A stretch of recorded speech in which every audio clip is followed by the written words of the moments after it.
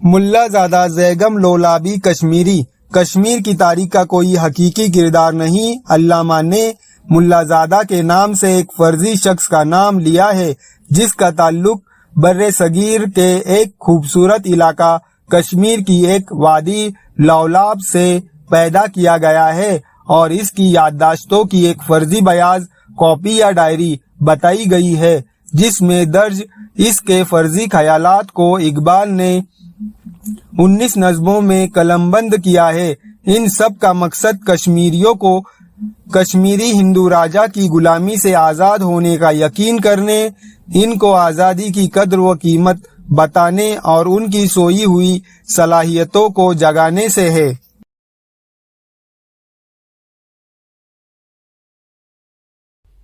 موت ہے ایک سخت تر جس کا غلامی ہے نام۔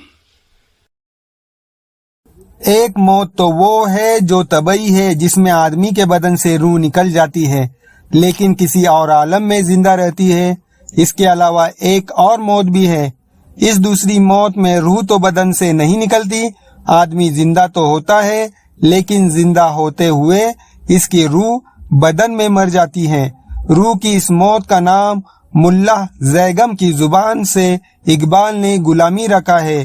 یہ اصل اور طبعی موت سے بھی بری اور سخت ہوتی ہے۔ اس میں غلام کی مرضی اس کے آقا کی مرضی میں گم ہو رہتی ہے۔ وہ اپنے آقا کے تابع فرمان ہو کر وہی کچھ کرتا ہے جو اس کا آقا چاہتا ہے۔ مکر و فن خواجگی کاش سمجھتا غلام۔ غلامی سے آزاد ہونے کی آرزو عدل تو غلام میں پیدا ہی نہیں ہوتی، لیکن اگر ہو بھی جائے تو مر جاتی ہے یا خام رہتی ہے۔ اس کے آقا اپنے مکر اور فن اور ہیلے بہانے سے اس غلامی کے چکر سے نکلنے ہی نہیں دیتی۔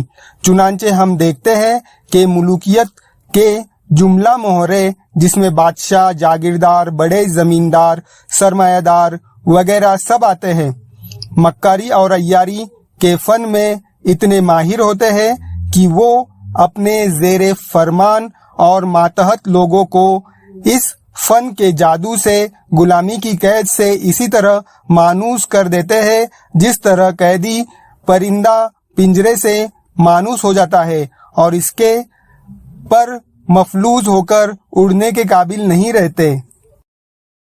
شرع ملوکانہ میں جدت احکام دیکھ۔ ملوکیت کے مذاہب یا بادشاہت کے قانون کی بنیادی شرط یہ ہے کہ غلاموں کو کسی طور پر غفلت سے جگانے اور جگا کر آزادی کے لیے روا عمل پر گامزن ہونے کی اجازت نہ دی جائے۔ اس میں فریب کاری یا قوت کے استعمال سے کام کیوں نہ لینا پڑے۔ اس صورتحال کا ملا زیگم نے قیامت کی علامتوں میں سے ظاہر کیا ہے اور کہتے ہیں کہ اسرافیل فرشتے کے سور کا آلہ پھونکنے کا یہ نتیجہ ہوگا کہ اس کی آواز سن کر سب مردے اپنی اپنی قبروں سے نکل کر میدان حشر میں جمع ہو جائیں گے۔ سور کا غوغا حلال، حشر کی لذت حرام۔ ایسا نہیں ہو سکتا کہ کوئی مردہ سور کی آواز سن تو لے لیکن دوبارہ زندہ ہو کر میدان حشر میں نہ پہنچے۔ لیکن بادشاہت نے اپنے مذہب میں دیکھے کیا کیا حکم جاری کر رکھے ہیں۔ ان حاکموں کے تحت سور پھونکنے تک کی بات تو جائز، لیکن سور کی آواز سن کر مردوں کے جی اٹھنے اور میدان حشر میں آ جانے کی بات درست نہیں ہے۔ مراد ہے یہاں تک تو درست ہے کہ غلام کے جی میں اگر آزاد ہونے کا خیال پیدا ہو جائے تو کوئی بات نہیں، لیکن اس خیال کو اپنے شاہانہ قوت اور مکر و فریب سے کام لے کر عملی شکل میں نہ لانے دیا جائے۔ اے کہ غلامی سے ہے روح تیری مزمحل۔ اے وہ شخص جس کی روح غلامی کی زندگی بسر کرنے کی وجہ سے کمزور اور ناتواں ہو چکی ہے اور جس کا سینہ عمل کی حرارت سے خالی ہو چکا ہے، تجھے اپنی روح کو پھر سے زندہ کرنے اور مضبوط بنانے اور آزادی کی نعمت سے مال مال ہونے کا طریقہ میں بتاتا ہوں، اور وہ یہ ہے کہ اپنے اندر خود ہی پیدا کرو۔